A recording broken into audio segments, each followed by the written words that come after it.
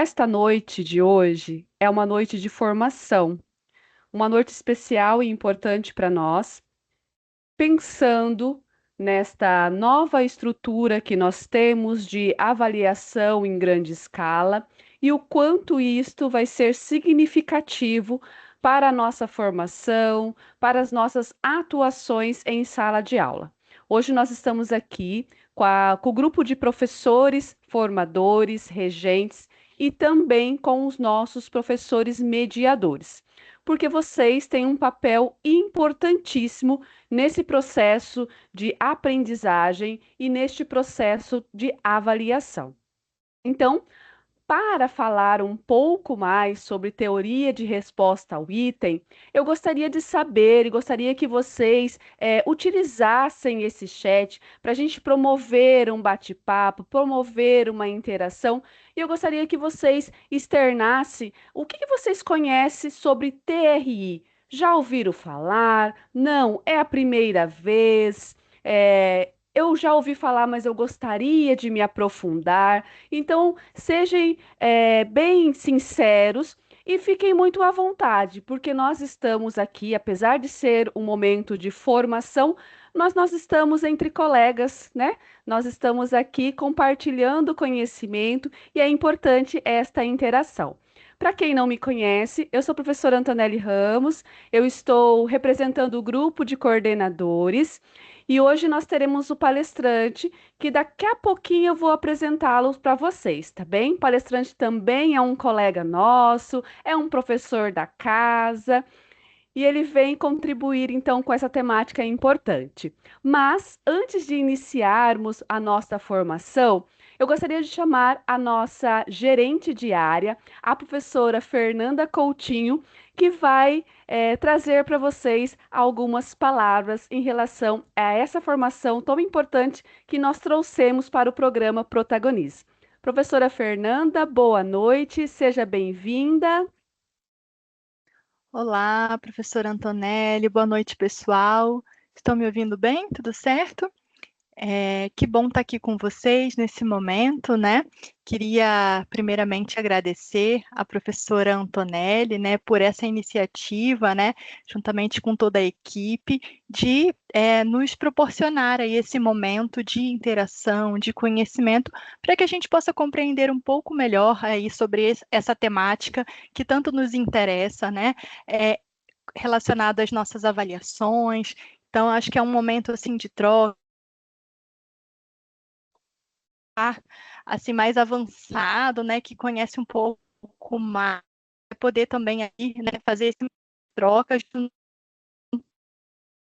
juntamente aqui com o nosso palestrante. Então, professora Antonelli, estarei acompanhando aí aqui também com vocês sobre essa temática tão importante, tá? Então, uma boa formação aqui para a gente. Obrigada. Muito obrigada, professora Fernanda, por sempre apoiar as nossas iniciativas. Professora Fernanda abraça as nossas loucuras, né? E nos dá esse apoio necessário. Bom, para falar sobre teoria de resposta ao item com o tema A Lógica da TRI. Implicações para a prática docente, eu convido o professor Edson Ribeiro. Boa noite, professor Edson, seja bem-vindo ao nosso encontro. Boa noite, prof. Antonelli. Boa noite, pessoal. Grande prazer estar aqui para a gente ter esse bate-papo sobre a TRI. Mas, professor, o pessoal está curioso, querendo saber quem é o Edson Ribeiro e como que o Edson Ribeiro chegou a essas discussões e como o Edson Ribeiro pode contribuir conosco. Fique bem à vontade. Pessoal, vou ficando por aqui, vou acompanhar o chat e acompanhar vocês aqui na apresentação do professor. Muito obrigada, professor. Maravilha, pessoal. Vou compartilhar a tela aqui para que eu possa me apresentar e a gente possa dar início, então. Quando aparecer, eu peço que vocês me avisem, por gentileza.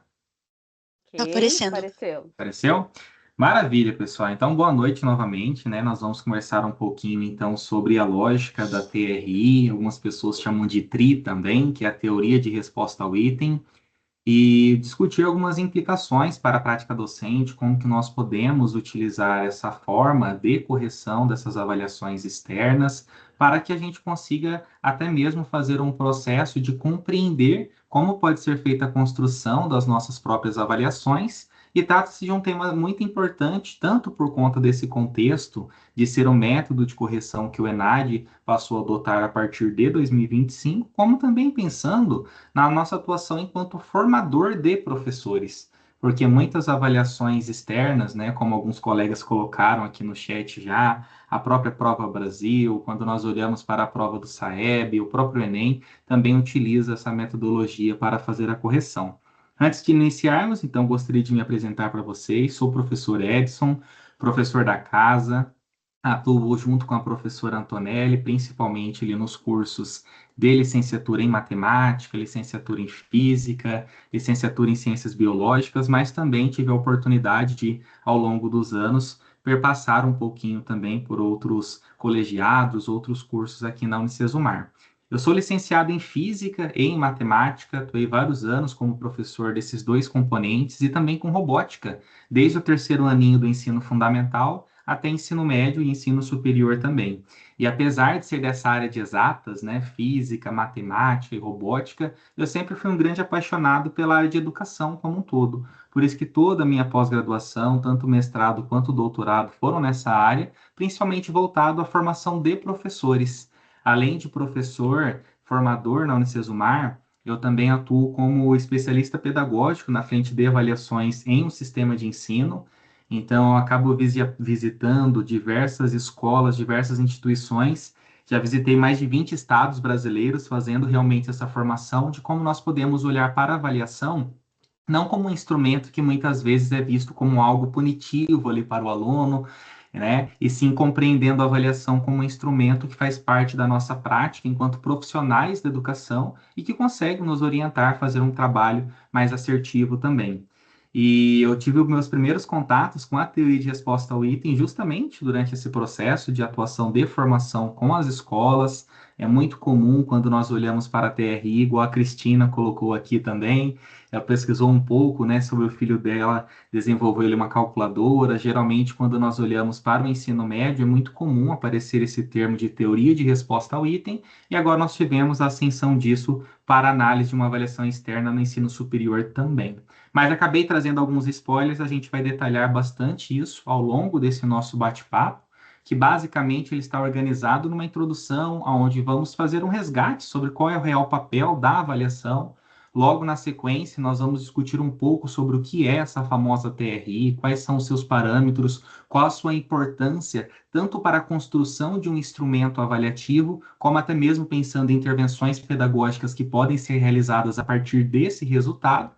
E depois nós vamos para uma parte um pouco mais técnica, de como que a construção de itens avaliativos alinhados a como a TRI funciona permite com que a gente consiga, nós aqui enquanto corpo, né, docente, de professores formadores e de mediadores, conseguir preparar de fato esse nosso aluno para os desafios do ENAD, os desafios profissionais, ao mesmo tempo que também nos traz uma base para que a gente consiga construir instrumentos e ensinar os alunos a fazer essa construção mais efetiva também.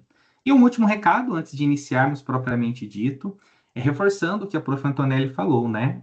Eu estou aqui para realmente compartilhar um pouco, né, dessas teorias, um pouco dessa vivência com vocês, mas fiquem extremamente à vontade para mandar dúvidas. O que eu não souber, a gente pode deixar como próximos passos para também ir atrás, para investigar algumas dúvidas, algumas provocações. A prof. Cris, que colocou ali, que também, quando fez o mestrado, ela trabalhou um pouco com a TRI, olhando para a Prova Brasil. A Thalita, que colocou que também trabalha com psicometria, que tem muita coisa por trás da TRI que envolve psicometria. Então, fiquem extremamente à vontade, que o nosso momento aqui não é uma aula, e sim um momento de discussão em prol do entendimento sobre essa teoria de resposta ao item. Combinado? Podemos iniciar? Professor, eu tenho só um recadinho que eu acabei esquecendo no início da fala. Uhum. Ao término dessa nossa formação, a gente vai passar uma enquete. É muito importante que vocês preencham, porque é por meio dessa enquete que nós vamos coletar sugestões, insights e cada vez mais buscar melhorias para as formações e treinamentos que nós oferecemos para vocês.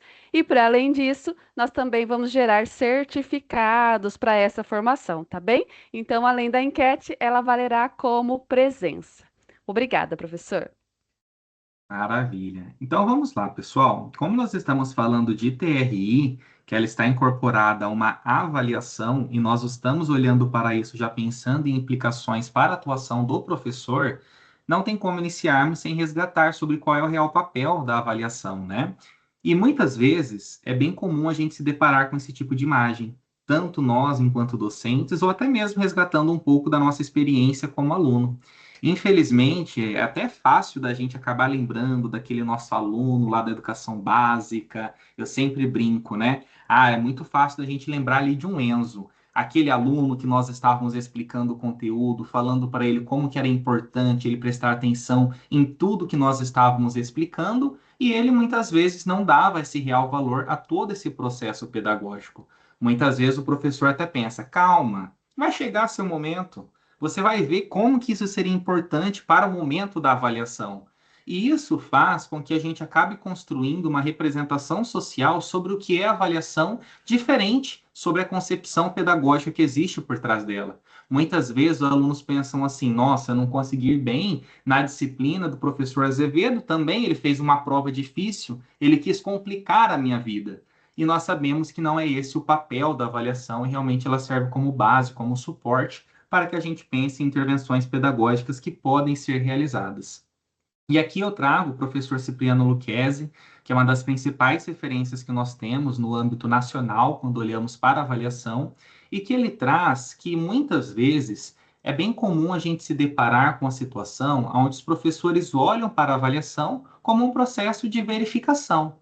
Mas quando eu olho para a avaliação simplesmente para verificar se há uma aprendizagem, eu acabo congelando o potencial que essa avaliação pode trazer para o processo pedagógico. Porque esse processo de verificação acaba congelando o que eu posso ter de resultado a partir de um determinado item avaliativo. E eu acabo classificando os estudantes. Eu falo, a professora Antonelli, ela sabe matemática. Por quê? Porque ela acertou essa questão, porque ela teve uma quantidade X de acerto nessa determinada avaliação. A Prof. Cris, por outro lado, não sabe matemática. Por quê? Porque ela não teve essa mesma quantidade de acerto. E epistemologicamente, a avaliação é muito mais do que isso.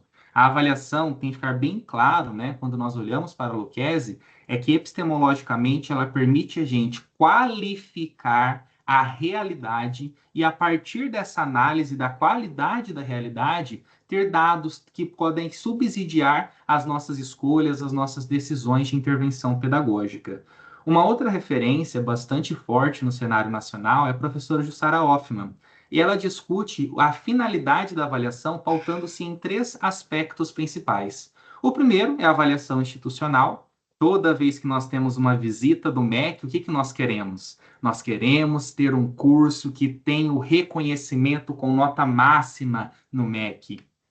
Quando a gente olha para a própria jornada que nós construímos de apoiar os nossos alunos para terem uma boa performance nas avaliações do ENAD, também existe um interesse institucional por trás disso. A partir dessa pontuação, nós podemos colocar uma forma até mesmo de divulgação para a comunidade externa. A Unicesumar é uma ótima instituição formadora de matemática. Por quê? Quando você olha a performance dos alunos no ENAD, é tal performance, ou seja, existe sim a finalidade da avaliação voltada para a avaliação institucional. Mas nós também nos preocupamos com a avaliação da aprendizagem dos estudantes. E aqui eu sempre vou tentar fazer um paralelo do que acontece numa perspectiva presencial e trazendo um paralelo para a nossa realidade. Porque assim como vocês, eu também atuo nessas aulas ao vivo, principalmente, né? Quando a gente olha assim dessa interação com os alunos na educação à distância. A professora Antonella, ela sempre ressalta a importância da gente encontrar uma forma de fazer um diagnóstico com os alunos durante as aulas ao vivo, para fazer a organização das aulas a partir desse diagnóstico. E quando nós fazemos isso, nós estamos trabalhando com a avaliação da aprendizagem dos estudantes, identificando alguns padrões de erro e como nós podemos organizar o nosso planejamento das aulas, não com base no que eu acho importante, não com base no que eu que construí os itens avaliativos sei que vai ser cobrado, mas com base realmente no que o meu aluno precisa. Mas é claro que não adianta a gente ficar só na teoria, porque na teoria tudo é lindo, belo e saltitante, igual o filme da Disney. Mas quando esse aluno vai para o mercado de trabalho, o que importa é o quê? A performance. Quem vai passar no concurso? Quem tem a maior pontuação? Quem vai conseguir ser aprovado num programa de mestrado, de doutorado? Quem tem a maior pontuação? Então, a professora Jussara Hoffmann, ela traz uma frase que eu acho muito linda, né? Eu sempre gosto de trazer nas formações, que ela fala assim: fora da universidade, fora da escola, o mundo ele é classificatório. De fato, só vai entrar quem tem a melhor performance. Mas durante um curso de graduação, nós ainda estamos na terra do ainda. Ainda há oportunidade de contribuir com a formação desse profissional. Ainda há oportunidade de identificar no que ele não se desenvolveu plenamente e fazer um plano de ação a partir do que ele precisa para alcançar esse seu melhor desempenho. E quando nós olhamos para essas três finalidades da avaliação, elas têm um elemento em comum, que vocês já devem ter percebido, que é quem? O estudante. Então, o estudante ele é o ponto de partida e o ponto de chegada. É o estudante que faz a avaliação do ENAD que nos traz uma avaliação institucional. É o estudante que nós trabalhamos diariamente tentando avaliar se ele está aprendendo ou não. E é o estudante que vai ser um profissional bem-sucedido fora da instituição no mercado de trabalho. E nós estamos aqui nesse momento justamente também pensando no estudante, não apenas no nosso desenvolvimento profissional. E quando nós olhamos para a concepção de avaliação, nós temos infinitos autores. Eu vi aqui que nós temos alguns professores também que são do colegiado de pedagogia. Nós sabemos que existe ali algumas especificidades quando a gente olha para a avaliação desde a educação infantil, né? Eu vi aqui a prof. Coordenadora também, a prof. Márcia. Então, é muito importante a gente entender que, apesar de existirem diferentes autores e que muitas vezes eles podem trazer uma nomenclatura, uma especificidade diferente, eles dividem alguns corpos de conhecimento para conseguir conceituar o que de fato é a avaliação. E aqui o que eu fiz? Um compilado. Peguei autores como a professora Jussara Hoffmann, o próprio professor Cipriano Lucchesi, Vygotsky, Piaget, Edgar Morin, Paulo Freire, para trazer o que seria então essa síntese do que é avaliar. Quando nós olhamos para a avaliação com foco na formação integral do sujeito, ou seja, não é olhando se ele aprendeu um conteúdo de matemática, um conteúdo de física, mas sim se ele consegue desenvolver habilidades pensando numa atuação crítica, numa atuação direta na sociedade, eu preciso fazer uma apreciação qualitativa da realidade, pautando-se no respeito às diferenças, cada um aprende de um jeito, aprende de um ritmo, promovendo um diálogo e interação. E como eu consigo fazer isso? Por meio do estímulo, a problematização, o enfrentamento de desafios, oferecendo um apoio pedagógico sempre que necessário, a partir inclusive da interpretação dos conhecimentos, e com isso avaliar se torna mediar e promover melhores oportunidades, realmente no plural, de aprendizagem para todos os alunos, entendendo que existem esses diferentes estilos de aprendizagem. E nesse sentido, nós temos aqui alguns caminhos, né, para construir uma boa cultura avaliativa na instituição. Primeiramente, nós precisamos saber qual que é a matriz de referência que vai orientar a minha avaliação. A matriz de referência, ela serve como base para eu saber o que eu vou avaliar. A partir disso, eu penso em diferentes instrumentos. Esses diferentes instrumentos me permitem compreender como eu vou avaliar. E com isso eu gero dados. E a partir dessa coleta e análise de dados, eu consigo identificar se esses meus objetivos, tanto avaliativos e, consequentemente, de aprendizagem dos estudantes, foram alcançados ou não. E tudo isso dá base para o quê? Para a intervenção. A avaliação sem ação, você, na verdade, só acabou encontrando um determinado número, você não qualificou buscando pensar em oportunidades de intervenção.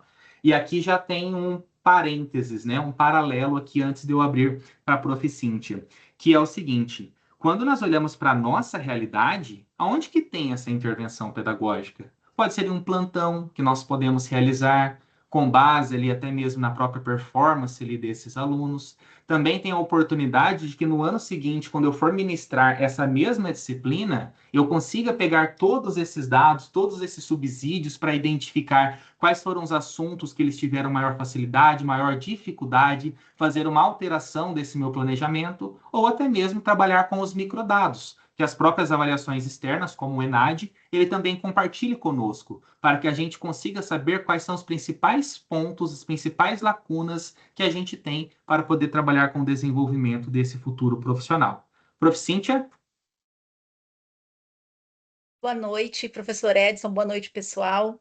Eu sei que aqui a nossa discussão hoje ela vai levar, né, a uma discussão mais específica sobre o TRI, mas você está falando aqui, eu venho da educação básica, e como nós trabalhamos com formação de professores, eu queria só fazer um parêntese nessa sequência que você traz, assim, que para mim é lindo aos meus ouvidos, porque é exatamente essa forma, né, que a gente precisa pensar e trabalhar a avaliação.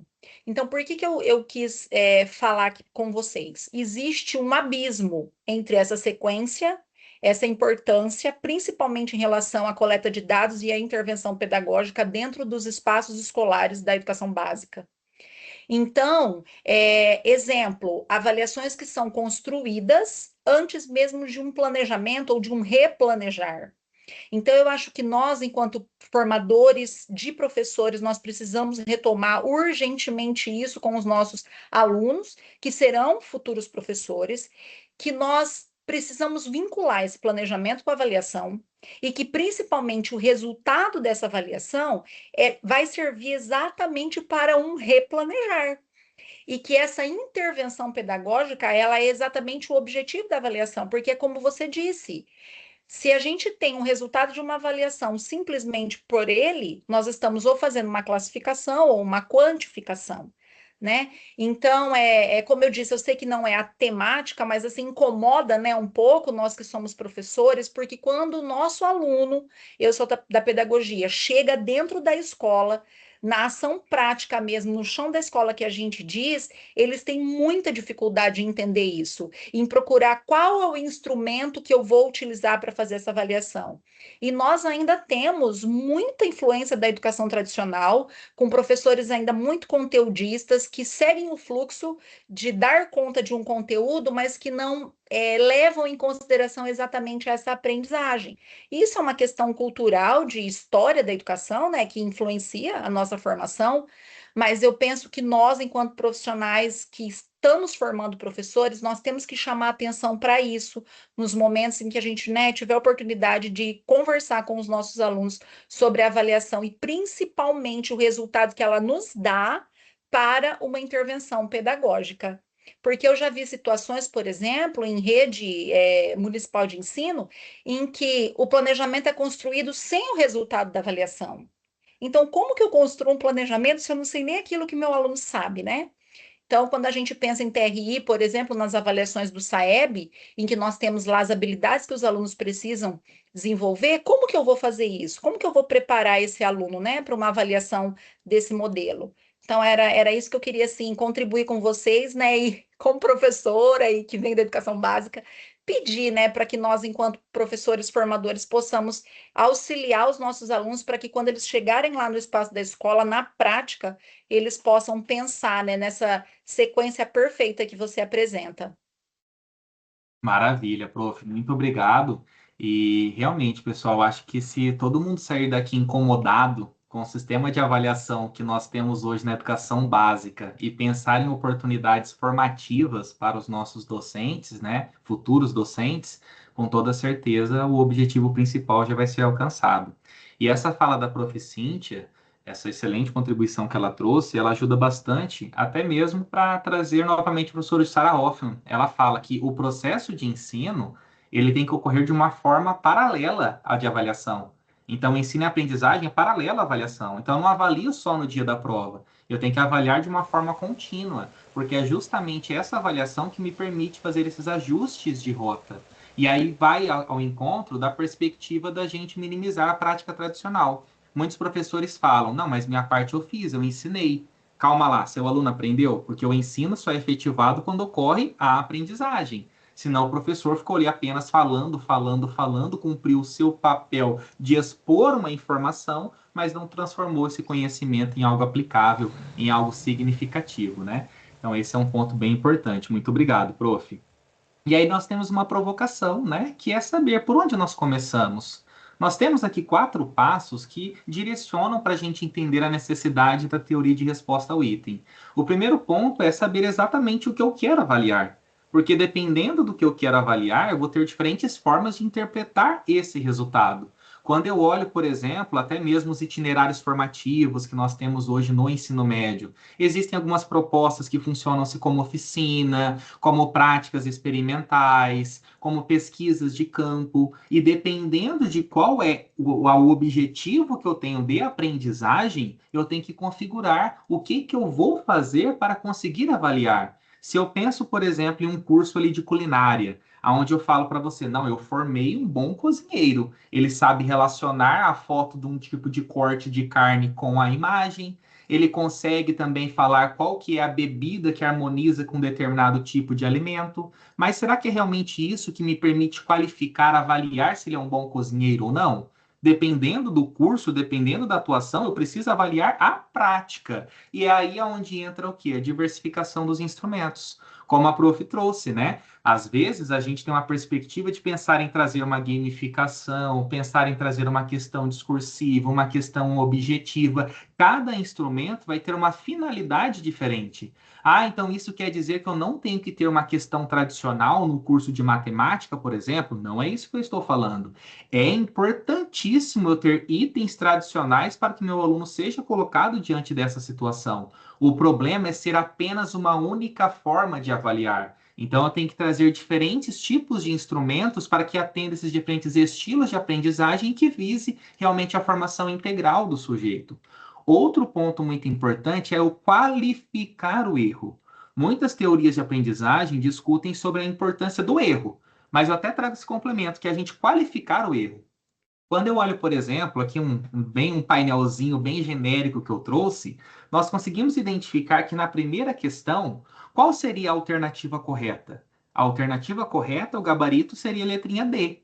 Mas todo mundo da minha turma marcou o quê? Letra C. O que pode ter acontecido aqui? Alguns professores me respondem quando eu pergunto isso assim: ah, um fez e passou errado para todo mundo. Pode acontecer? Pode acontecer. Mas às vezes eu também posso ter um distrator tão significativo que fez com que a minha turma toda fosse para a letra C e não marcasse a correta, que é a letra D. Então não basta simplesmente olhar o número e eu já querer generalizar o que esse número significa. Eu tenho que me aprofundar nele para eu conseguir qualificar esse erro. Nós vamos retomar isso aqui num exemplo prático daqui a pouquinho, tá bom? E outro ponto extremamente importante é fazer o uso de bons itens avaliativos. Como nós temos profs de pedagogia aqui que também trabalham com crianças ali dos anos iniciais do ensino fundamental, eu queria perguntar para vocês: é um absurdo eu ter esse tipo de resposta que eu vou apresentar para vocês? Você pede assim para a criança: olhe à sua volta e desenhe nos espaços abaixo exemplos de seres vivos e não vivos. Aí o aluno te entrega isso aqui. É impossível isso acontecer? E quando eu paro para analisar o que tem aqui nessa resposta, está incorreto? Não. Olha o comando que eu dei para ele. Olha à sua volta. O que o aluno fez? Isso aqui, ó. Olhou à sua volta, voltou ali e desenhou nos espaços abaixo exemplos de seres vivos e não vivos. Quando eu olho aqui, professor Edson, mas você está generalizando. Se fosse uma questão de texto, uma pergunta, isso não aconteceria. Será que não? Olha a primeira pergunta. Em qual guerra Napoleão morreu? Na última que ele lutou. Aonde foi assinado o Tratado de Tordesilhas? No final da folha. Em qual estado corre o Rio São Francisco? No líquido. Apesar de serem exemplos ali que a gente vê na internet, né, de piada, de meme, é muito importante eu qualificar o que de fato eu vou perguntar para o meu aluno. Eu preciso ter bons itens avaliativos. E aí surge a pergunta: como que eu sei que um item é bom? A partir de agora, pessoal, tudo que eu vou falar com vocês não é a opinião Edson do que é um bom item avaliativo. Não é o que a opinião somente, né, da Unicesumar sobre o que é um bom item avaliativo. É o que o próprio guia de elaboração de itens do ENAD traz para nós, inclusive já trazendo alguns pontos de atualização com base nas mudanças que nós temos no ENAD a partir do ano de 2025, tá bom? Então, a primeira coisa que tem que ficar clara para a gente é que existe uma diferença entre item e questão. Por quê? Todo item é uma questão, mas nem toda questão é um item. A questão, ela é um termo amplo que pode ser usado para qualquer pergunta que eu faço para o meu aluno. Então, quando a gente estava lá na educação básica, quem nunca se deparou com uma questão assim: encontre o valor de X? Era uma pergunta. Ah, resolva as equações abaixo. Também era uma questão, mas não era um item. Porque um item, de acordo com a INEP, é uma unidade básica de um instrumento avaliativo padronizado, muito recorrente quando nós olhamos para as avaliações externas, e ele é cuidadosamente elaborado para conseguir avaliar traços latentes de aprendizagem, esses conhecimentos que não são tão diretamente observáveis. Então, existe uma diferença muito grande entre uma questão qualquer e um item, as características que precisamos ter para, de fato, ter construído um item avaliativo compatível com essas avaliações externas. E por que que é importante discutir tudo isso? Porque nós temos as mudanças, né, do próprio ENAD quando nós olhamos para essas atualizações. Então, nós tivemos até mesmo uma reportagem ali que saiu no ano passado, onde o INEP estava realizando uma oficina para elaboração de itens para o exame, aonde eles trouxeram que, por exemplo, o ENAD, olhando para as licenciaturas e para os demais cursos, já estão incorporando a teoria de resposta ao item, a TRI. E esse é um ponto extremamente importante de compreender de que a TRI ela está organizada considerando três provas, três perfis diferentes. Uma das principais novidades, então, foi você tem uma divisão, uma estrutura voltada para licenciaturas, outra estrutura voltada para cursos tecnólogos, e também você tem ali uma outra estrutura direcionada para os cursos de bacharelados. Mas todas utilizam essa TRI para correção. E como que funciona a TRI? Quando nós olhamos para a TRI, que nós até tivemos, né, a própria Thalita colocou ali que trabalha com psicometria. Quem trabalha com psicometria, trabalha ali com estatística na matemática, é bem comum se deparar com essa teoria de resposta ao item, que nada mais é do que um conjunto de modelos matemáticos que conseguem estimar qual que é a probabilidade de resposta correta de um item a partir de uma pessoa que está respondendo, para identificar se ele realmente domina aquela habilidade ou não em uma determinada escala de proficiência. Mas aqui eu já peço, né, um parênteses aqui para vocês, que o nosso foco não é ficar trabalhando, o que significa essa constante, o que significa esse expoente, porque nós não vamos fazer o cálculo da TRI. Nós temos que entender como a TRI funciona, olhando principalmente para a consequência pedagógica que ela nos traz. Então, eu peço que vocês prestem bastante atenção, mas caso fique alguma dúvida, também fiquem bem à vontade aqui para poder perguntar. Mas, para deixar um pouco mais didático, eu trouxe aqui uma situação problema para vocês. E a situação problema é a seguinte: imagina que eu tenho ali uma prova de matemática, e essa prova de matemática, ela contém um total de 45 questões. E esses três alunos, tanto Ana, quanto Laura, quanto João, acertaram 20 questões. Se a gente olhar pela TCT, o que é a TCT? É a teoria clássica dos testes. A teoria clássica dos testes, ela leva-se em consideração apenas a quantidade de acerto. Se eu tenho 45 questões no total e cada aluno acertou 20, eles têm a mesma nota e ponto. É o que o ENAD fazia também até 2024. Só que agora isso não acontece, porque nós temos a metodologia de correção da TRI. Quando eu olho para a TRI, perceba que aqui eu tenho um eixo que ordena o nível de dificuldade. Então, parte-se de questões que estão em um nível mais fácil de dificuldade, perpassa por um nível intermediário, até chegar em questões que estão em um nível mais difícil. E aí eu pergunto para vocês, olhando para essa distribuição e sabendo que esses 3 alunos acertaram 20 de 45 questões, qual que vocês acham que teve maior nota? Ana, Laura ou João? Manda aí no chat para mim.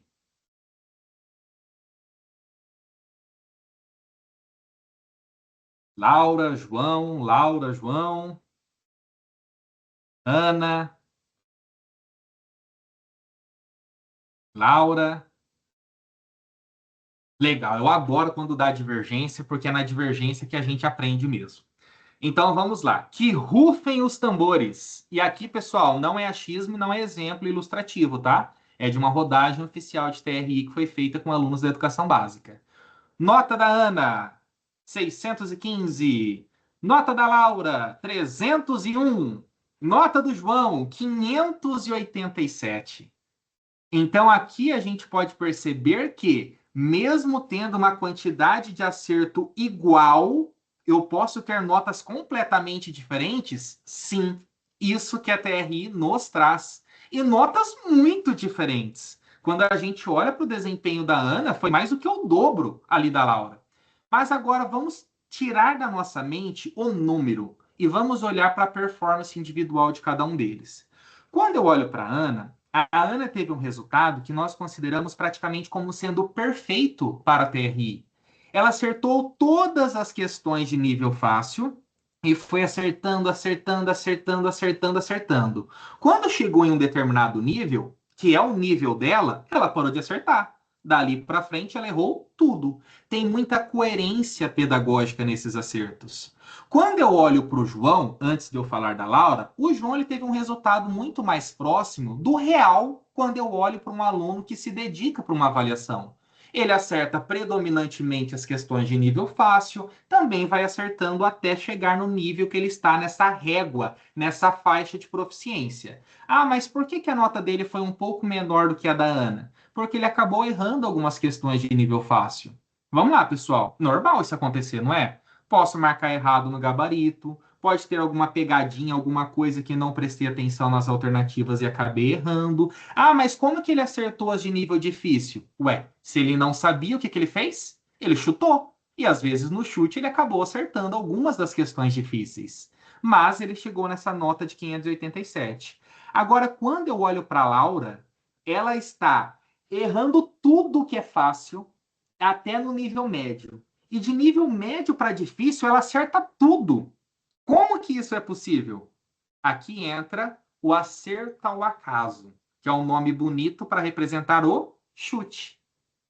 Ou seja, a TRI ela identifica o chute. Ou seja, não adianta, aqui inclusive a gente tem de vários aprendizados. Mas, antes de eu ir para esses outros exemplos, tem um que eu acho que é o mais fácil para a gente entender a TRI. Olha para a TRI como sendo uma corrida de obstáculo. Aonde você começa com um nível mais fácil, sendo um obstáculo de 5 centímetros, o próximo é de 10, o outro é de 15, o outro é de 20, e vai até 3 metros de altura. O que eu estou olhando para a Ana e eu estou falando? Ó, ela consegue ir pulando todos esses obstáculos até chegar em 1,5 m. Quando chega em 1,5 m, ela não consegue pular mais esse obstáculo. Tudo bem? Quando eu olho para o João, eu estou falando que aí ele chega também em 1,5 m, só que ele acaba, às vezes, barrando um pouquinho nos obstáculos até chegar lá. Agora, quando eu olho para a Laura, eu falo, ó, a Laura pula 1,5 m de altura, ela pula 2 metros, ela pula 3 metros de altura e não pula 5, 10, 15 centímetros. Faz sentido isso? Não faz sentido. Então, a TRI ela consegue trabalhar com esses níveis de dificuldade. Outra aprendizagem extremamente importante. Eu sou um professor do curso de física, aí eu vou lá e fico trabalhando aqui, ó, com questões de física nível hard. Complexidade lá em cima. Eu fico trabalhando com esse meu aluno porque ele tem que dominar o que é difícil. Ele está no ensino superior, ele tem que dominar o que é difícil. Mas se ele não tiver desenvolvido e dominado as habilidades que estão no nível mais fácil, não adianta nada. Dá. Então, a TRI, pessoal, ela muda as regras do jogo. Aqui eu tenho 3 perfis de aluno. Não adianta eu formar meu aluno para dominar o que é difícil se ele não está dominando o que é fácil. Olha a diferença que ele vai ter de pontuação. Então, trata-se de uma proposta que ela consegue identificar essa coerência pedagógica. Então, olhando para a TRI, o que manda não é acertar tudo. A prova não é feita para ser acertada tudo. Esse é um ponto importante.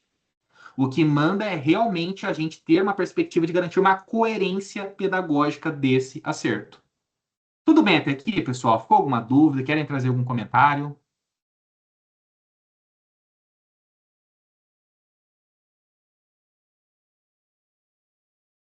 Tudo tranquilo? Todo mundo já conhecia essa questão da coerência pedagógica?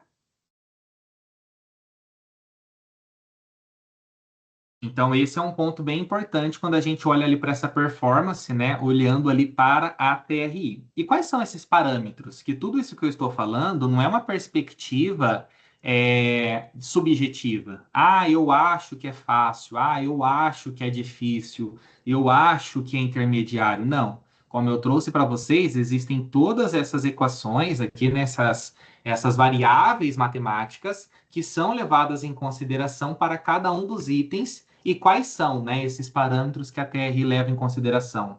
O primeiro parâmetro é o parâmetro de discriminação. O parâmetro de discriminação, ele traz qual que é o poder que cada item tem de diferenciar os alunos que dominam determinada habilidade daqueles que não dominam essa habilidade. O parâmetro B já é o parâmetro que indica a dificuldade desse determinado item. E o parâmetro C é o acerto casual. Aqui, pessoal, eu vou sempre fazer um paralelo com o Enem, porque eu acho que fica mais fácil para todo mundo entender. Eu não sei se vocês se recordam, mas ano passado foi até tema de reportagem do Fantástico, falando ali que algumas questões do Enem seriam anuladas porque elas foram vazadas, né? Questões muito próximas foram vazadas ali na internet e isso comprometeu um pouquinho ali a qualidade da avaliação como um todo. E esse é um ponto importante, que o INEP ele faz a pré-testagem dos itens, olhando tanto para o Enem como para as questões do ENAD também. E por que ele faz essa pré-testagem? O primeiro ponto, para que identifique-se talvez oportunidades de possíveis pedidos de anulação e de recurso. É muito melhor alguém abrir um recurso, pedir para anular uma questão, um determinado item, antes dele estar na prova oficial, para que os editores consigam ali fazer as adequações, as alterações que forem necessárias, porque quem constrói isso muitas vezes são professores. Sempre tem ali divulgação. O INEP está selecionando elaboradores de item para o ENAD. Então, um fornecedor externo ali, ele elabora esse item, passa por uma validação, por uma curadoria, mas depois é pré-testado. Um ponto muito importante desse aspecto de pré-testar também é para que a gente consiga verificar qual que é a posição que esse item está numa escala de proficiência. Quando a gente olha ali para o Enem, novamente, que é o paralelo, ali, o parâmetro mais comum para a gente entender, a pontuação ela tende a ser até 1.000. Por que tende a ser? No Enem, por exemplo, a única coisa que vale 1.000 com toda certeza é a redação.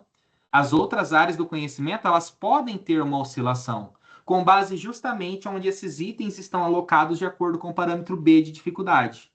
Eu posso construir um item que, olhando ali para a taxonomia de Bloom, olhando para a minha expectativa enquanto autor do item, eu acho que ele é um item de nível médio. Mas eu aplico com vocês aqui, vocês erram um monte. Ou seja, eu tinha expectativa dele ser nível médio. Mas quando eu testo ele com uma amostra, eu posso reposicionar ele em outro lugar nessa minha escala. E mesmo fazendo a pré-testagem, tendo a curva característica do item para fazer esse posicionamento, quando eu saio da amostra e aplico para toda a população, eu posso novamente ter algumas oscilações desse posicionamento. Por isso que a nota máxima e a nota mínima, ela tende ali a ter uma oscilação. Ponto importante, pessoal, qual que é a única condição de um aluno zerar no Enem e no ENAD? Sabem me dizer, olhando para os itens objetivos? Se ele não for. Se ele for, ele errou tudo. Ele vai atingir a nota mínima que essa escala de proficiência dos itens traz. Por isso que é bem comum você ver nota de Enem bem na faixa 400 e pouco, 500 e pouco, tá bem na faixa próxima do mínimo. e o máximo também acaba tendo essa perspectiva um pouco de oscilação.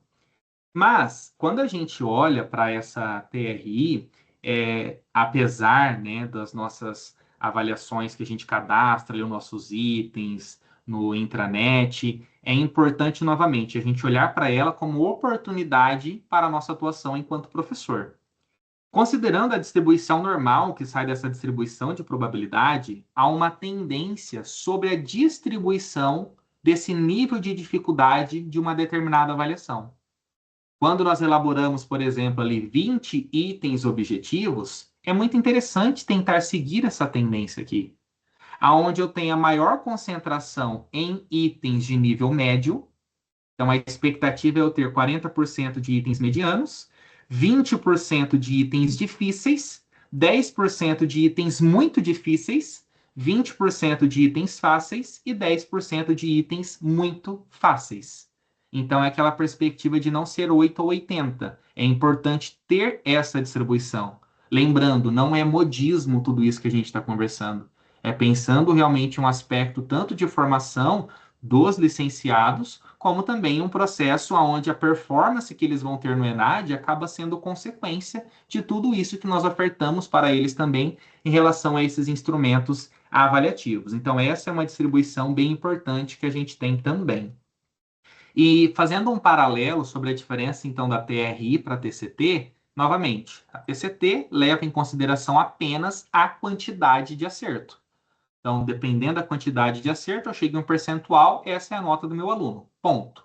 A TRI leva-se em aspecto outros parâmetros, como discriminação, dificuldade e acerto casual, para atribuir essa pontuação.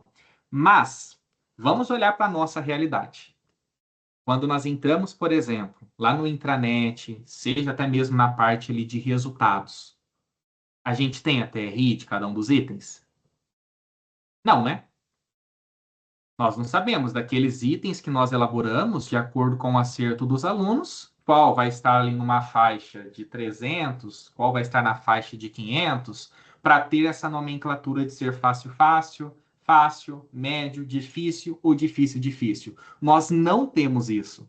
Se eu aplico ali um formulário, se eu aplico um Kahoot, se eu aplico ali um joguinho para eles, como por exemplo na plataforma do WordWall, eu tenho um percentual. Eu não tenho essa análise psicométrica desses itens avaliativos.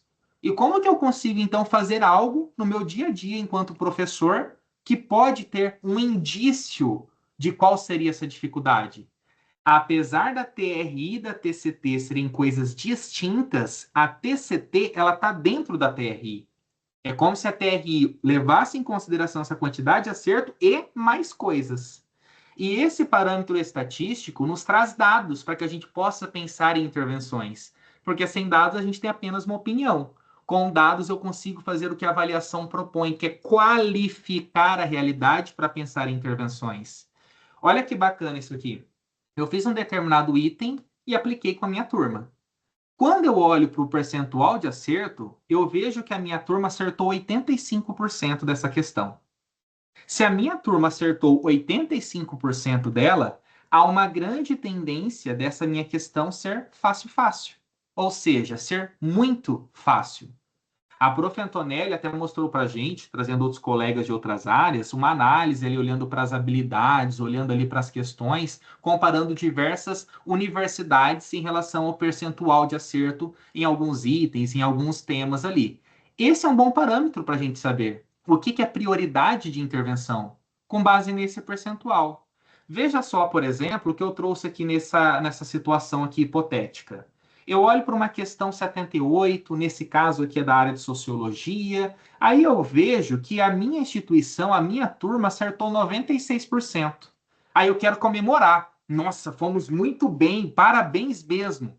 Aí eu olho, mas qual foi o percentual do sistema? Fazendo analogia com a nossa realidade. A Unicesumar acertou 96% de uma determinada questão.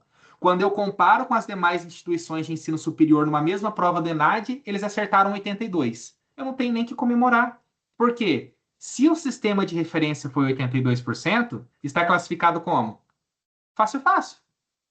Então, os meus alunos terem acertado uma questão muito fácil, ok. Mas não é também algo tão expressivo assim. Ao mesmo tempo que quando eu olho, por exemplo, para essa questão 18, eu bato o olho no percentual de acerto da minha instituição, 13%, eu fico desesperado. Eu penso, meu Deus, os alunos erraram essa questão, essa vai ser minha prioridade de intervenção. Calma. Qual é a referência que você tem do sistema? Se é de 18%, qual é a classificação? Eu tenho um item difícil, difícil. Então, se ele é difícil, difícil, olhando para a TRI, vamos voltar para cá. É um item que eu tenho que olhar como prioridade? Não. Então, eu tenho que garantir uma coerência de que os meus alunos estão conseguindo acertar as questões de nível fácil, indo até determinado nível médio, para depois eu me preocupar com os itens associados mais para o nível difícil. Até olhando, pessoal, para a formação dos nossos alunos, a gente vai ter que ensinar técnicas de resolução de prova. Quando eles pegam ali o caderno de prova, começam a fazer a leitura, eu li a primeira questão, eu sei fazer e é muito rápido, eu sei que não vou ter que ficar fazendo cálculo ou interpretando, pensando muito, já faz. Porque para você, é claro que a opinião do aluno não é de fato o parâmetro B de dificuldade do item, mas é um aspecto subjetivo, qualitativo da própria experiência do aluno. Se ele sabe fazer e é rápido de fazer, a indicação é o quê? Que ele já faz. Se ele leu a questão número 2, ele pensa, eu sei fazer, mas demora um monte. Eu tenho que interpretar, eu tenho que fazer cálculo, marca um Mzinho de difícil e vai para a próxima. Ele leu uma questão, não tem nem ideia de como que faz, provavelmente é o quê? Uma questão difícil. Marca um Dzinho. Então, na primeira varredura, o aluno otimiza o tempo de prova dele, que nós sabemos que não é um tempo tão grande assim para fazer a prova do ENAD, por exemplo, para ele garantir pontuação no quê? No que para ele é de nível fácil. Depois, na segunda varredura, ele foca no que para ele é de nível médio. Se sobrar tempo, ele vai para os níveis difíceis. Porque se eu pego um tempo médio ali de 4 minutos por questão, não, mas é uma questão difícil, mas eu dou conta, eu sei fazer. O aluno vai lá e fica 12 minutos nessa questão. Ele perde o tempo que ele poderia ter destinado para outras questões. Aí ele acaba tendo um acerto ao acaso do nível difícil e não garante pontuação das de nível mais fácil até nível médio. Tudo bem, pessoal? Tá fazendo sentido até aqui?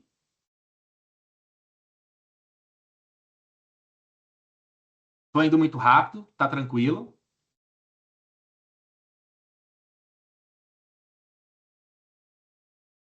Sim, tranquilo? Então, tá bom. Então, vou continuar.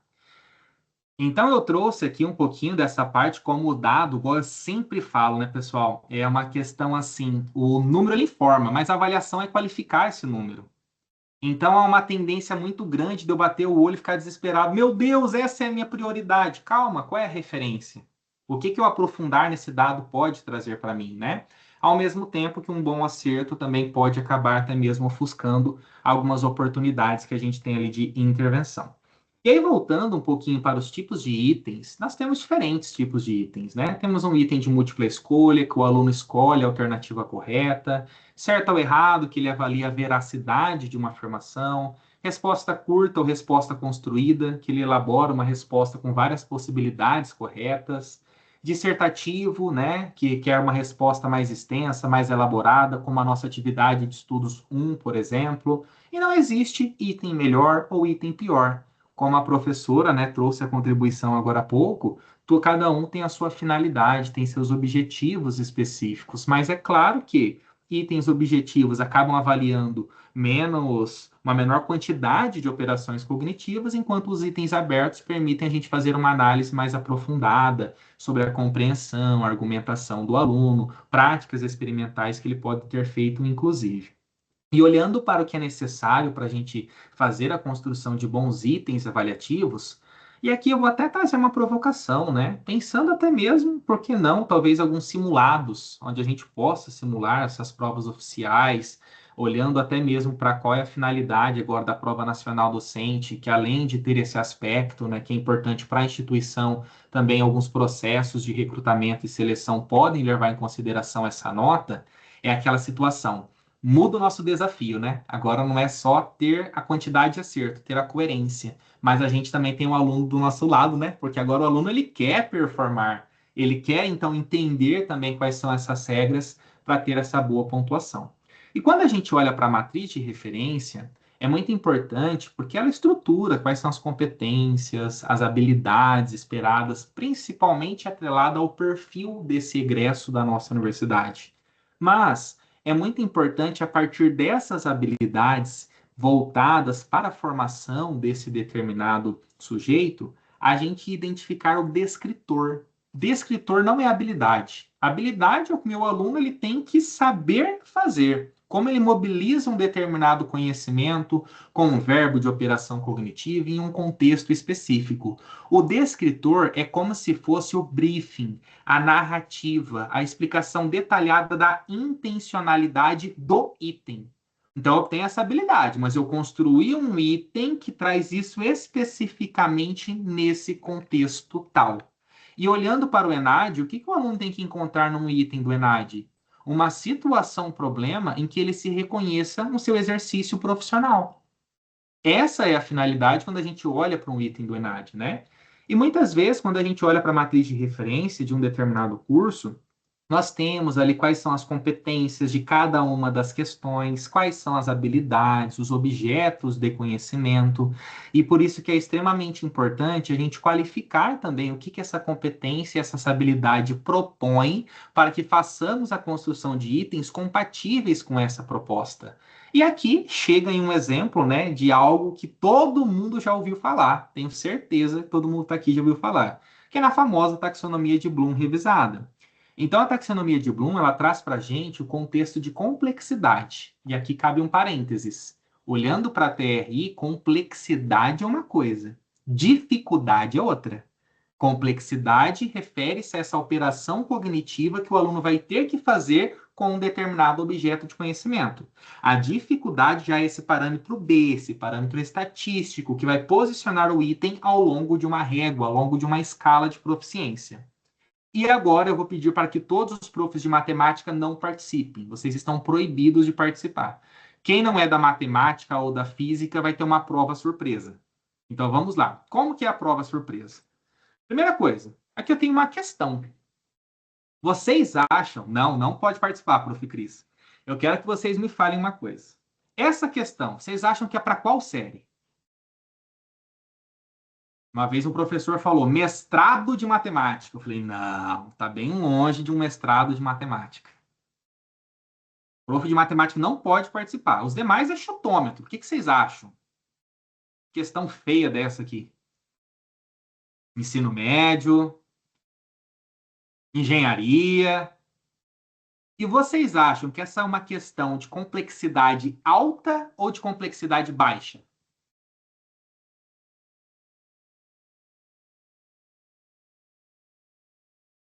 Vocês acham que é uma complexidade alta ou uma complexidade baixa?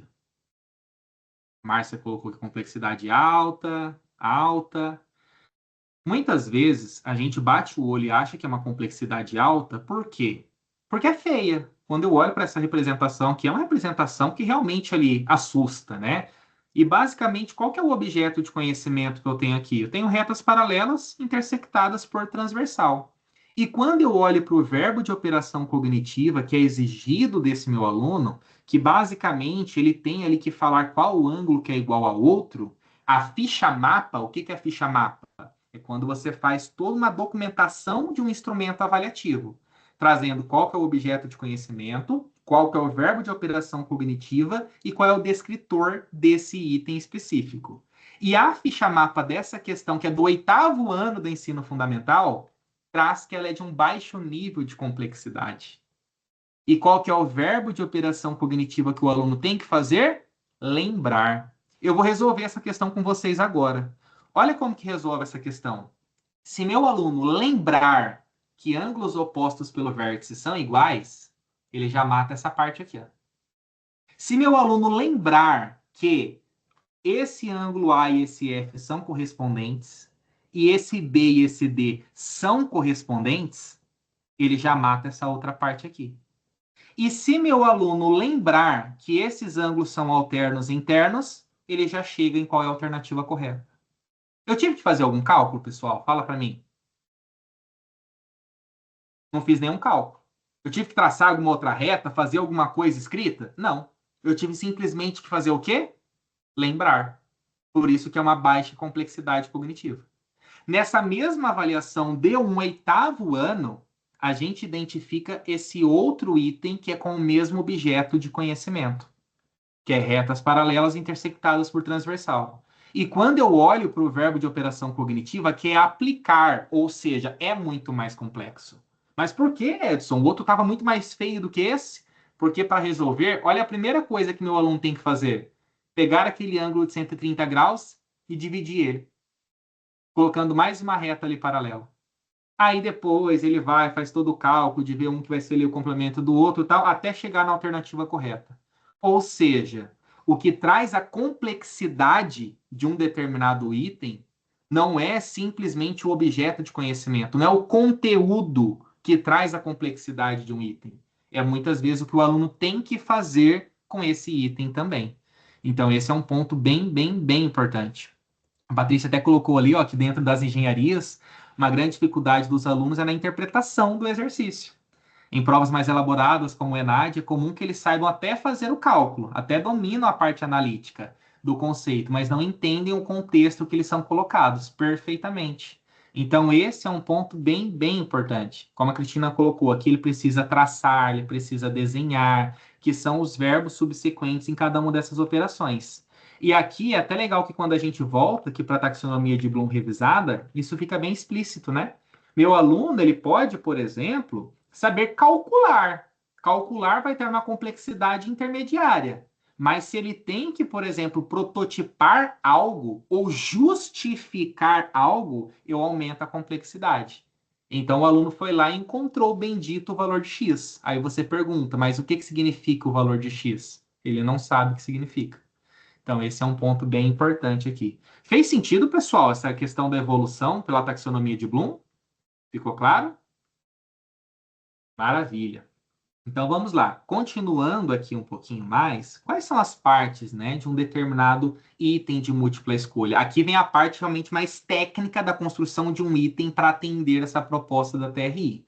Geralmente, um item tem 3 partes, olhando para o que o manual de construção de itens nos traz. Um texto base, um comando também chamado de enunciado e as alternativas, as opções. E é fundamental que essas partes estejam articuladas, garantindo coerência e coesão entre elas, clareza na situação problema e que consiga trazer uma abordagem homogênea do conteúdo abordado. Aqui eu trouxe alguns exemplos para vocês, né? Então, olhando para essa questão do ENAD, que é de pedagogia, ali do ano de 2024, nós temos aqui uma questão estruturada, que também tem um contexto, tem a fonte aqui que é apresentado, o comando, que é um comando com final aqui em aberto, né? Onde temos que assinalar qual é a alternativa que vai trazer aqui o complemento dessa frase. Aqui é um outro de engenharia de computação, que também temos estruturado um determinado contexto, um comando, um suporte e as alternativas. E aqui eu trouxe também uma do último ENAD de matemática, que eu discuti bastante até no colegiado, eu queria trazer para cá, que o ENAD das licenciaturas eu estou achando, na verdade, incrível do ponto de vista de avaliação, o que ele está trazendo de proposta dos itens. Muitas vezes, mesmo para um aluno de licenciatura, era cobrado apenas uma parte mais fria do cálculo, onde ele tinha que vir demonstrar que ele sabia fazer aquele cálculo. Continua sendo importante para um professor de matemática saber fazer um cálculo, mas também é importante que ele consiga investigar caminhos de resoluções de uma mesma situação problema, que ele consiga identificar qual que é o erro do aluno e orientar até mesmo por que houve esse determinado erro. Então, o conteúdo duro na licenciatura continua estando presente, mas a diferença é que agora não basta o aluno olhar para ele simplesmente como aluno, e sim como um professor. Como que ele pode apoiar no processo de ensino daquele determinado assunto. Aqui, por exemplo, essa questão mostra uma resolução que quem é da matemática, isso aqui chega, dói os olhos, tem que pingar um colírio depois que você vê essa resolução. Ao mesmo tempo que dói, quando você chega na escola, isso aqui é a coisa mais comum que tem. Basicamente, o que o aluno fez? X mais Y é igual a X vezes Y. Y está multiplicando, passa para o outro lado dividindo. Até aí tá certo? Tá. Aí ele foi lá e cortou Y com Y, ficou X igual a X. Se x é igual a x, y é igual a y. Então, se x é igual a zero, y é igual a zero. Então, a solução é zero. Pronto, colocou ali e pronto. E aí, qual que é o desafio que a questão do ENAD traz? Primeiro, o professor, que agora, quando ele está fazendo o ENAD, ele é professor, ele está ali no último ano, ele está sendo formado. Ele tem que identificar, tem erro? Tem. Mas qual que é a natureza do erro? Aonde o aluno realmente errou? O que significa esse erro do aluno? Então, novamente, a minha frase, uma questão do ENAD é o aluno se reconhecer no exercício de sua prática profissional. Ninguém chega um professor de matemática e fala para ele, resolve essa equaçãozinha de criança aqui. Mas ele tem que ensinar a criança a resolver e esse erro aparece. Então, é bem importante a gente pensar sobre essas características. E esse texto base também nos traz uma lição bem importante. É claro que, pessoal, aqui eu vou até passar um pouquinho mais rápido algumas coisas, que eu fiz esse material para compartilhar com todo mundo. Então, tem alguns slides que é um monte de informação de tudo isso que eu vou explicando, mas que eu não vou ficar me prendendo aqui com vocês. Apesar de se chamar texto base, o Manual de Construção de Itens do INEP, ele traz uma nomenclatura diferente, ele chama de suporte, que é o que eu acho fantástico. Quem nunca se deparou com uma questão que tinha lá um enunciado enorme, 20 linhas, você lê o enunciado completo, quando chega no comando, você pensa, para que eu li tudo isso? Não serviu para nada. Então, a contextualização, ela é valorizada? Ela é. Mas o que você traz no texto tem que ser um suporte para o que o aluno vai resolver. Qual que é o teste que eu proponho para vocês fazerem? Pega a sua questão que você elaborou, que você vai pôr lá no intranet. Exclui aquele texto inicial. Dá para resolver do mesmo jeito? Dá. Então não é um suporte. Está ali só contextualizando à toa, não serve para configurar de fato um item. Ah, então eu tenho que tirar? Não. Eu tenho que realmente ter ali informações que trazem base para a resolução. Então, do ponto de vista do item, excesso de contextualização desnecessária pode confundir o aluno, atrapalhar a clareza da situação-problema e acaba comprometendo a qualidade avaliativa. Então, o objetivo é oferecer elementos essenciais para a resolução do item. E aqui tem alguns exemplos, né, que até tiram um pouco aquela compreensão de senso comum de que um bom item é um item grande. Não, um bom item é que ele cumpre o papel do seu descritor, ou seja, que você consegue avaliar de fato o que você pretendia com esse item. Aqui outros exemplos, também quando são colocadas imagens, né, sempre tomar cuidado que vão ser imagens de fácil leitura, né, de fácil interpretação, e que sempre temos que trazer referências, ou referências elaboradas pelo autor, ou referências bibliográficas ali com base na BNT, tanto para a parte de texto base que você usou, inclusive de imagens. Eu uso muito o ChatGPT para criar imagens, então você tem que colocar elaborada com a IA tal, para deixar bem claro isso também, tá? Aqui até uma captura do próprio manual, que ele também sugere que a gente, no nosso caso é um pouco mais difícil, né, para a nossa realidade hoje de elaboração de itens no intranet, mas que a gente use o mesmo suporte com uma maior quantidade de itens, porque isso otimiza o tempo do aluno também. Quando eu olho para o enunciado, aqui tem um ponto importante. Suporte é uma coisa, enunciado é outra. Lembra que eu acabei de falar para vocês que se você excluir o suporte e der para resolver da mesma forma, esse suporte está ali apenas de uma forma ilustrativa? Isso traz como consequência que, quando a gente olha para o enunciado, ele não tem que apresentar informações adicionais. Ele tem que ser realmente o comando claro do que o aluno tem que fazer. A Juliana até colocou ali, ó, para alunos de educação especial, essas contextualizações muito grandes têm que ser adaptadas com toda certeza. E foi até importante esse comentário seu, Juliane, porque quando eu penso na adaptação de itens, eu muitas vezes acabo mudando um pouco essa afirmação que é apresentada aqui, ó. Eu não tenho que ter um enunciado que traz informações adicionais, mas talvez esse meu suporte ele tem que ser uma linha ou duas linhas. Porque eu tiro toda a informação aleatória que eu possa ter ali e eu deixo de fato o que é necessário para o entendimento para resolver o item. Então, esse é um ponto bem importante de ser levado em consideração. E esse comando ele pode ser uma afirmação incompleta, uma pergunta direta, uma sentença a ser completada. E aqui tem uma boa prática que é até um pouquinho polêmica quando eu faço as formações, que é evitar negações.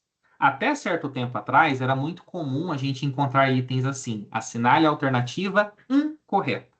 Já sei que a Unicesumar baniu isso, graças a Deus, né? Mas é importante entender que a gente evita isso. É correto que se afirma, vírgula, exceto em. Mas, dependendo do concurso, dependendo da instituição na qual o aluno possa fazer uma avaliação externa, ele pode se deparar com esse tipo de associação a negações também. Mas o manual fala para a gente evitar. Aqui é um outro ponto que é só uma provocação que eu trouxe. Eu sempre pego exemplos de matemática, por quê? Porque para quem é da área de matemática, ajuda eu complementar e explicar que realmente é um absurdo, e quem não é, é legal para você se posicionar como aluno, que muitas vezes a gente acaba esquecendo, né? Olha o que eu tenho aqui nessa questão. Rafael pretende costurar uma toalha de mesa e vai até a loja de tecido para comprar material. A toalha tem o formato de um retângulo com medidas de 50 por 20. Quanto tecido o Rafael precisa comprar? Se eu sou um professor de matemática e eu bato o olho, eu quero uma questão que trabalha a área. 50 por 20 mil tem a alternativa correta. Eu seleciono e vida que segue. Mas é uma péssima questão. Não sei se alguém aqui compra tecido, mas quando você vai comprar tecido, você não chega lá e fala, eu quero um pedaço de 50 por 20. Tem tamanho padrão de rolo, ou é 1,20 m ou 1,50 m. Então, um item ele tem que trazer algo compatível com o que existe na realidade. Outro ponto, quem tem uma mesa de 50 por 20 em casa? Mais um outro ponto, se meu aluno marcar 1.500 está errado, porque eu vou comprar uma toalha que fique exatamente do tamanho do tampão, e a sainha, e o babadinho, e a parte que parte do tampão. Então, se eu olho só friamente pro número, parece estar correto. Mas quando eu faço uma análise do item como um todo, é um péssimo item.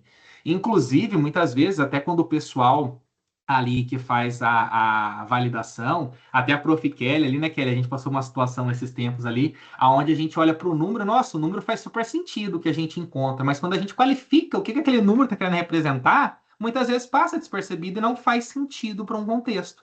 É onde o aluno abre recurso, é onde a gente vê que ele traz um posicionamento que faz sentido o posicionamento dele, porque se você olha friamente apenas para o conteúdo e esquece do que existe por trás, é um ponto bem importante. Ali você até colocou, inclusive, dependendo do tecido, ele é vendido dobrado, ó. Olha lá, 50 por 20 vira 50 por 40, por exemplo. Boa, bela observação. E aqui, pessoal, é um outro ponto que eu até conversei com a Prof. Antonelli em algumas provocações sobre essas mudanças no ENAD, que hoje a gente ainda conta, né, com esses 3 tipos de itens. Item de resposta única, resposta múltipla e asserção e razão. Mas o ENAD não está usando mais esses 3.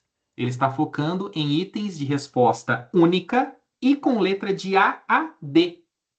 Por quê? Porque quando a gente olha para a resposta múltipla e asserção e razão, dificulta um pouco mais essa mensuração do resultado com base nos distratores de cada uma das alternativas. Então, esse é um ponto que também, com toda certeza, com o passar dos anos, é algo que a gente vai acabar revisitando também. Mas eu trouxe aqui também por questão de conhecimento, de estudo posterior, como que a gente pode fazer essa análise ali também, né, de cada um desses tipos de construção das alternativas. Quando é de resposta única, o que a gente tem que exigir do nosso aluno, o que eu posso evitar. Um exemplo também que eu sempre apresento, quando a gente olha para as características dessas opções de resposta, também evitar termos negativos, não usar termos absolutos, somente, sempre, nunca. Aqui são só informações para quando a gente for construir, como existem esses 3 modelos, que a gente possa fazer essa análise como se fosse ali um checklist também, tá? Então, aqui é um ponto bem importante que resgata isso que a gente vem conversando, e a estrutura de asserção e razão e tudo mais. Quando a gente olha para a parte das justificativas, aqui eu quero destinar um pouquinho de tempo, né? Como eu falei para vocês, quando a gente olha para um item de uma avaliação externa, padronizada, esse é um ponto muito delicado que a gente tem que tomar bastante cuidado, que é para a gente ter uma explicação detalhada sobre o porquê que uma determinada questão está correta ou porquê que ela está incorreta também. Porque além da veracidade, né, o estudante ele acaba estabelecendo ali uma relação de causa e consequência dependendo da alternativa que ele assinala. E aqui vem o ponto, pessoal, que para mim é o ponto mais importante que nós temos desse nosso encontro. Que muitas vezes é um ponto que sempre fica bastante de lado. Quando eu olho para um item de múltipla escolha, de resposta única, né, a alternativa correta ela é chamada de gabarito. Todas as outras, elas são chamadas de distratores. Tudo bem, o gabarito ele tem que ser inquestionável, tem que resolver plenamente a proposição apresentada. Mas os distratores, eles são tão importantes quanto o gabarito. Se você olhar para uma alternativa e falar assim, nossa, essa aqui foi dada. Quem marcou essa é porque nem leu. Tira. Não é um bom distrator. Você não pode ter um distrator que o aluno vai marcar ele simplesmente por eliminação. O erro conta uma história. Cada alternativa tem que contar uma história. E quando a gente olha para essa perspectiva, tem um critério-chave. Então, o distrator plausível, ele engana qual estudante? O que não domina o conteúdo. Então, não é pegadinha. Um distrator plausível mostra o aluno que tem uma dificuldade, que não entendeu plenamente o conteúdo. Pegadinha é quando eu estimulo, eu crio uma situação que eu pego até os alunos que têm um bom desempenho. E eu tenho que evitar isso. Então, novamente, né, a resposta correta é o gabarito e os distratores são igualmente valiosos. Por quê? Revela o raciocínio dos alunos, indica a etapa de aprendizagem que eles se encontram, simula erros comuns e, ao mesmo tempo, oferece subsídio para a intervenção do professor. E aqui tem um ponto bem importante, então, que a meta é que cada alternativa consiga gerar informações diagnósticas úteis sobre o domínio de uma determinada habilidade. E também, pessoal, um ponto bem importante é a gente evitar gatilhos, porque aluno é um bicho esperto. Quando ele não sabe um determinado assunto, ele busca encontrar, mesmo que seja da fonte que ele tirou da cabeça, uma forma de encontrar qualquer alternativa correta. Olhando para as alternativas, não precisa nem olhar para o enunciado e tudo mais. Eu queria que vocês identificassem 3 gatilhos que tem nessas alternativas, que pode fazer um aluno marcar simplesmente por conta desse gatilho. Pode digitar, pode abrir o microfone. Vocês conseguem ver alguns gatilhos que tem ali?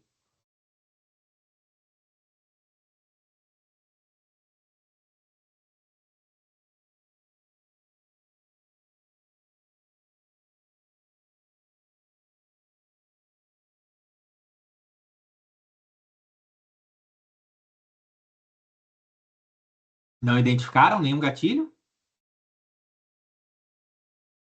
O primeiro que eu vejo tem um erro de digitação do professor. Ele não colocou aqui, ó, um espaço depois do parênteses e todos os outros têm, só aqui que não.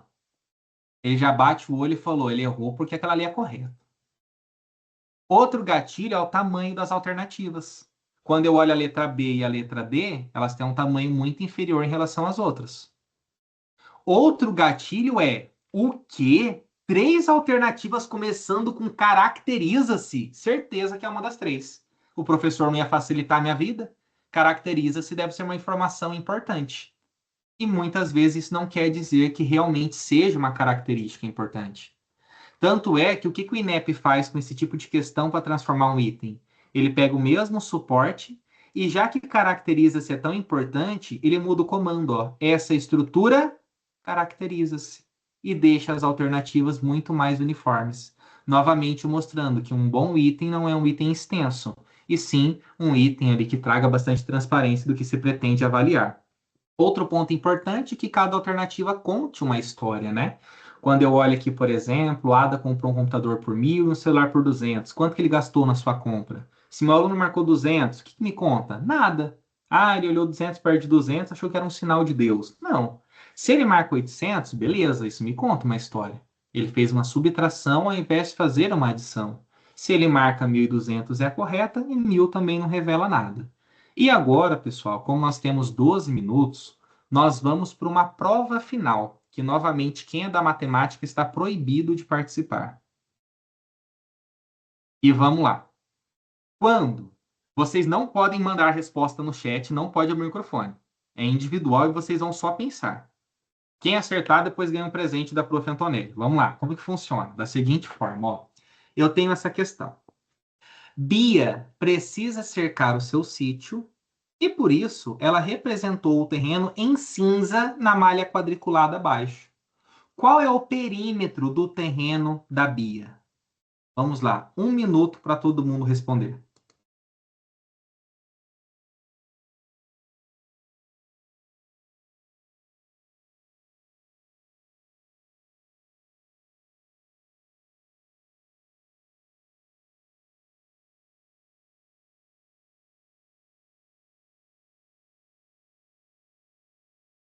Não vale pedir ajuda para a Antonelli. Mas vamos lá, pessoal. Se eu pergunto para um aluno de sexto ano o que é perímetro, o que todo mundo responde? Perímetro é a soma de todos os lados. Aí ele vai lá e começa a somar. Ó, 1, 2, 3, 4, 5, 6, 7, 8, 9, 10, 11, 12, 13, 14, 15, 16, 17, 18, 19, 20, 21, 22, 23, 24, 25, 26, 27, 28. Aí ele olha para a alternativa A, 28. Correto? Não. Por que não está correto? Porque cada lado do quadradinho vale 10. Então, o correto, na verdade, seria 280. Aí, pessoal, o que eu quero chamar a atenção? Eu sou professor dessa turma. Aí a Antonelli me manda, ó, a sua turma toda errou essa questão ali. Aí eu vou no conteúdo e eu vejo que o conteúdo é perímetro. Eu quero morrer enquanto professor. Aí eu chego na próxima aula e fico 2 aulas. Perímetro, perímetro, perímetro, perímetro, perímetro, perímetro. Mas pensa comigo, gente, se todo mundo marcou 28, isso demonstra que eles não sabem o que é perímetro? Pelo contrário, demonstra que todo mundo sabe o que é perímetro. O que eles precisam da minha ajuda enquanto professor não é para explicar o conceito de perímetro. Eles precisam da minha ajuda enquanto professor para trazer situações que mostram para ele a necessidade de aplicar escala. Então, quando eu olho para um erro, o erro não mostra um desconhecimento. Mostra que ele sabe outra coisa e me oferece pista do que eu faço enquanto professor. Ah, mas e se ele marcou 38? Se marcou 38, como que ele chegou nesse número? Ele pegou 28 e somou 10. Não. Olha só que legal. 1, 2, 3, 4, 8. 9, 10, 11, 12, 13, 14, 15, 16, 17, 18, 19, 20, 21, 22, 23, 24, 25, 26, 27, 28, 29, 30, 31, 32, 33, 34, 35, 36, 37, 38. Ele contou quantos quadradinhos. Olha que a Prof. Cris colocou. Se todo mundo marcou 38, o que me mostra enquanto professor? Que minha turma confunde o conceito de perímetro com área. Então, o que eles precisam de mim? Da diferença, de explicar a diferença de perímetro para área. E, inclusive, ainda não aplicaram a escala que eu tinha. E se todo mundo marcar 3.800, eles confundem perímetro com área e aplicaram a escala. O que eu quero chamar a atenção? Pessoal, ficou claro como um item tem um poder de me ajudar na avaliação, não somente do que o meu aluno sabe e do que não sabe, mas do que o meu aluno precisa da minha ajuda enquanto professor. Um bom item tem esse poder. Quando eu olho para uma questão do ENAD, cada distrator conta uma história. Quando nós vamos elaborar um item, então eu não coloco um número, eu não coloco um texto qualquer. Eu consigo elaborar esses distratores aonde tanto o acerto me traz algo enquanto docente, como também o próprio erro acaba trazendo essa oportunidade para mim também, tá? Aqui no final eu trouxe todo um checklist de tudo isso que a gente discutiu e que é importante quando a gente olha para a construção de itens, tá? Que é um ponto extremamente importante. Eu vou parar de compartilhar a tela para compartilhar novamente, que tem uma parte aqui com som agora, para a gente fazer um fechamento aqui, que é algo extremamente importante. A tela apareceu para vocês de novo? Sim? Sim, professor. Então, aqui eu tenho todas essas recomendações que a gente já fez a discussão aqui detalhadamente também, e um fechamento, né, que a professora Jussara Hoffmann nos traz e que a TRI mudou sim, pessoal, a nossa forma de preparar licenciados, né? Que proporcionar uma avaliação justa não é proporcionar o mesmo instrumento, condições iguais para todos, mas sim condições dignas. Então, uma avaliação justa não é aquela que promove a igualdade, e sim a equidade.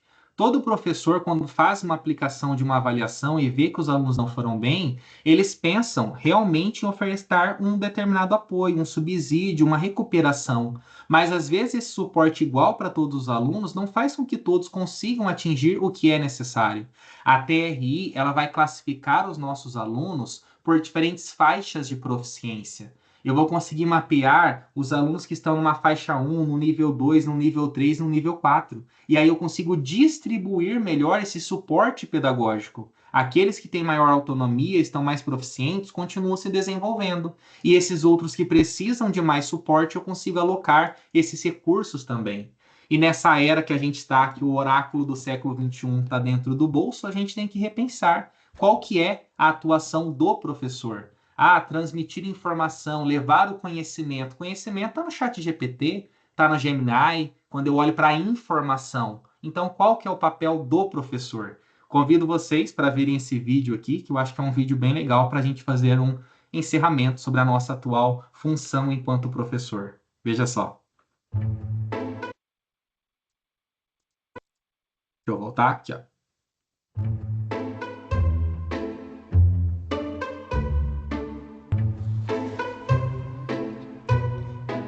Quanto é 3 vezes 8? O resultado é 24. Qual é a capital da Itália? A capital é Roma. Quem descobriu o Brasil? Qual é a temperatura no Japão? 7 vezes 8. 16 graus em Tóquio. Isso na internet é 56. Me ensina a fazer conta? Isso está além das minhas habilidades no momento. Pensei que ela sabia responder. Como fazer amigos? Isso está além das minhas habilidades no momento. Isso está além das minhas habilidades no momento. Por que eu preciso estudar? Boa pergunta. Eu acho que eu posso ajudar vocês. Vocês precisam estudar para adquirir conhecimento em arte. É isso, pessoal. Então, acho que a gente consegue ver que mesmo com tanta informação de fácil acesso, né, a nossa função é realmente apoiar os alunos a conseguirem a usar todo esse conhecimento, né, de uma forma significativa, aplicável, para que de fato se transforme no desenvolvimento de uma habilidade, né, e não conteúdo por conteúdo, e a avaliação nos apoia, realmente é uma parceira em todo esse caminho, né? Espero que eu tenha conseguido provocar vocês um pouquinho. Temos aí 4 minutinhos também, né? Fico aqui à disposição de vocês, caso tenha algum ponto, alguma consideração, e que a gente vá em prol desses novos desafios, mas eu sempre gosto de olhar para os desafios do novo como oportunidade também para a gente fazer um trabalho formativo mais compatível com o que os professores precisam, né? Obrigadão, gente. Obrigada, professor Edson, pela contribuição. Eu acredito que nós fizemos uma boa escolha quando nós trouxemos um colega, né, que está conosco aqui na Unicesumar, que conhece as nossas dores, que tem a experiência tanto no âmbito do ensino superior, mas também da educação básica. Eu acho que abriu os nossos olhos para olhar a teoria de resposta ao item de uma forma diferenciada. Professor, parabéns pela didática, pela maneira que conduziu. Acredito que todos nós saímos aqui dessa momento eh, com uma bagagem, né, diferente do que nós chegamos. As horas passaram muito rápido, né, pessoal? Foram 1h30 assim que passou num piscar de olhos. E aí, professor, nós estamos passando uma lista de presença para que os colaboradores que estão aqui conosco possam preencher. Também vão colocar comentários, sugestões e depois nós vamos compartilhar contigo para que você possa verificar quais foram as contribuições que os nossos colegas trouxeram nesta noite de hoje. Então, em nome da Unicesumar, eu gostaria de agradecer pela sua disponibilidade e por ter trazido um pouco do seu conhecimento aqui nesta noite.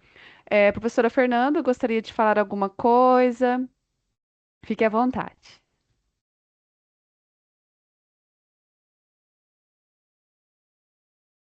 Está mutada, prof. Desculpa, gente. Não só agradecer mesmo o professor Edson por essa excelente informação, agradecer o pessoal aqui que participou. Com certeza, eu fiquei aqui encantada, realmente querendo compreender cada vez mais e com certeza trouxe, né, uma clareza para todos nós, né? Eu sei que tem um pessoal que já é da área, que já tem esse entendimento, mas temos diferentes áreas de formação e com certeza essa contribuição foi muito importante. Muito obrigada. Bom, pessoal, nós estamos então chegando ao final, né, da nossa formação. Quero agradecer a todos vocês que estiveram conosco nesta noite, que se disponibilizaram em estar aqui, participaram no chat, e que nós possamos ter outros momentos de formação ao longo deste ano, dentro desse espaço de formação que é o Protagonize, que é tão especial para nós. Bom, pessoal, nós vamos ficando por aqui então. Boa noite a todos e nos vemos nos próximos treinamentos. Até mais. Até mais. Boa noite, obrigada, até mais. Tchau, tchau, pessoal. Obrigado.